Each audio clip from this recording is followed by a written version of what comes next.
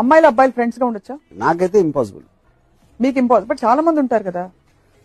For example Tarun అమ్మాయి పేరుతో నువ్వు నేను అంటే ఇప్పుడు నా పాయింట్ ఇప్పుడు అమ్మాయి అబ్బాయి సెక్స్ లేకుండా ఇద్దరు ఫ్రెండ్షిప్ లా ఉండొచ్చా అంటే దానికి ఒకే ఆన్సర్ ఏంటంటే ఒక అబ్బాయి అమ్మాయి ఉండి అబ్బాయికి అమ్మాయి మీద సెక్షువల్ గా కోరిక లేకపోతే ఆ అమ్మాయి దాన్ని ఇన్సల్ట్ గా తీసుకోవాలని నా ఫీలింగ్.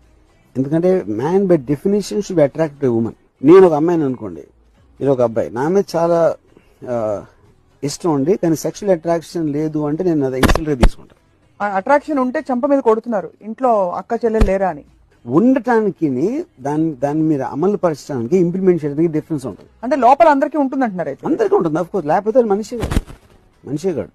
మీకున్న న్యాచురల్ ఇన్స్టింక్ట్ లో ఒక అమ్మాయిని చూసినప్పుడు సెక్షువల్ అట్రాక్షన్ వస్తుంది. దాన్ని మీరు ఆ అమ్మాయిని చేయబట్టుకునో లేకపోతే ఏదో చేయడానికి that you're forcing her against.